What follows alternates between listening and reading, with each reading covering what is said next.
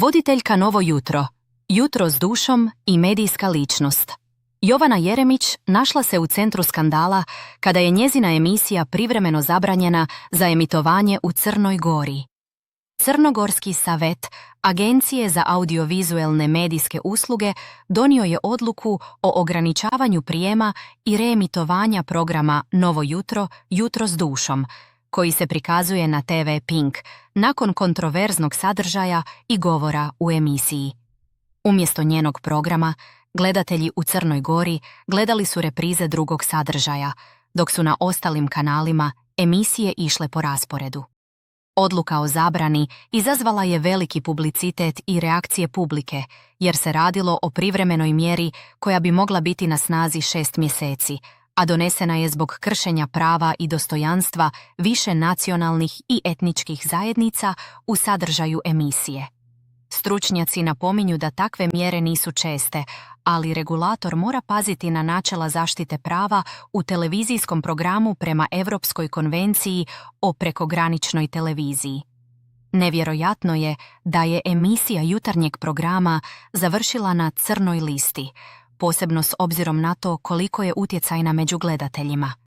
Nakon što je vijest postala javna, Jovana Jeremić se oglasila uživo i objasnila svoj stav. Bez zazora je poručila da nije prvi niti posljednji put da se suočava s takvom situacijom i čak je opisala ovaj potez kao još jednu fazu u svojoj karijeri. Naglasila je kako vjeruje da je emisija jako utjecajna te da je razlog zabrane možda čak povezan s političkim kontekstom, uključujući nadolazeće izbore. Upravo takve izjave dodatno su rasplamsale diskusiju u regiji o slobodi izražavanja i granicama medijskog sadržaja. Jovana nije izbjegla humorniji ton. Kroz smijeh je izjavila da je smislila novi termin škorpijanje živaca, kao odgovor na reakcije koje izaziva njen način vođenja emisije. Jer, kaže ona, kada počne škorpijati, ne prestaje lako. Ovakav pristup izazvao je salve komentara na društvenim mrežama, gdje su neki gledatelji smatrali njezinu reakciju duhovitom, dok su drugi smatrali da bi profesionalniji odgovor bio prikladniji u situaciji takvog regulatornog poteza. Osim njezina komentara, reagirao je i njezin partner Miloš Stojanović Tigar, koji je Crnogorcima poručio da ono što je Bog sastavio čovjek ne može rastaviti, aludirajući na snagu njihovog odnosa i podršku koju joj pruža. Njegov post dodatno je privukao pažnju medija i društvenih mreža, jer se radi o javnoj reakciji u kontekstu društveno-političkog skandala koji se brzo širi regijom. Nakon što je odluka o zabrani postala glavna vijest dana, Jovana je u svom prepoznatljivom stilu odlučila ne šutjeti. U emisiji se direktno obratila publici i poručila da je njezina savjest čista. Naglasila je da nikada nije imala namjeru uvrijediti bilo koju naciju ili zajednicu, već da je njezin stil komunikacije energičan i direktan. Istaknula je kako smatra da je njezin govor izvučen iz konteksta te da se pojedine izjave pogrešno interpretiraju. Ovakav stav dodatno je podijelio javnost. Jedni je brane i smatraju da je riječ o slobodi govora, dok drugi podržavaju odluku regulatora. Regulatorno tijelo u Crnoj Gori obrazložilo je odluku pozivajući se na zaštitu dostojanstva i sprečavanje govora koji može izazvati podjele. Stručnjaci za medije ističu da je ovakav potez rijedak, ali pravno moguć kada se procijeni da je prekršen profesionalni standard. Upravo zato ovaj slučaj nadilazi jednu emisiju. Postao je primjer rasprave o granicama javne riječi i odgovornosti voditelja pred regionalnom publikom.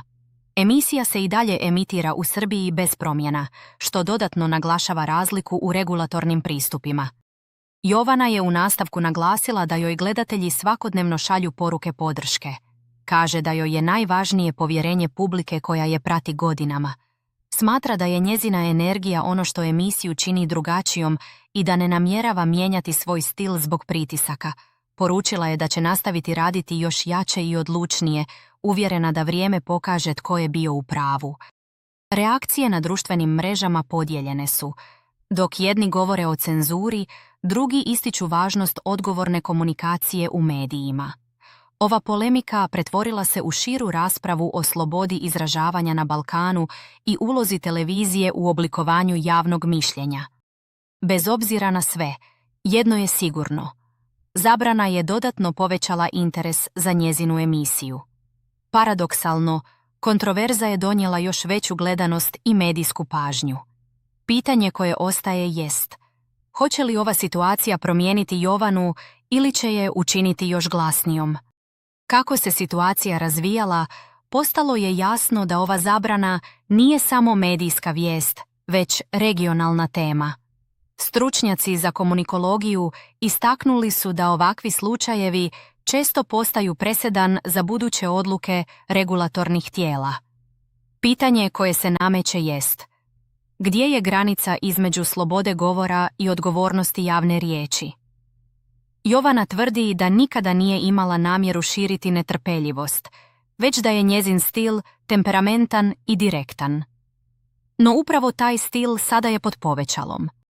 U javnom obraćanju naglasila je da joj zabrane nisu strane i da je kroz karijeru prošla brojne izazove.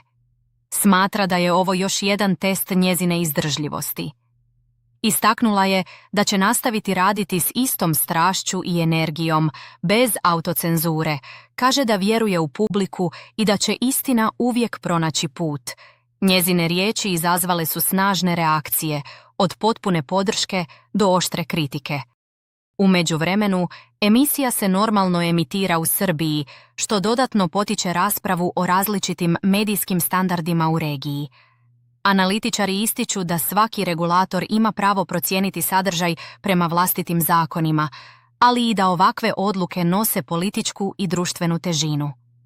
Slučaj je postao simbol šire rasprave o medijima na Balkanu.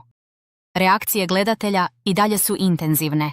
Neki smatraju da je riječ o pretjeranoj mjeri, dok drugi naglašavaju važnost odgovornog javnog govora. Bez obzira na stav, jasno je da je tema otvorila prostor za ozbiljan dijalog o granicama televizijskog sadržaja i utjecaju javnih osoba. Na kraju, ova zabrana možda je postala prekretnica u Jovaninoj karijeri.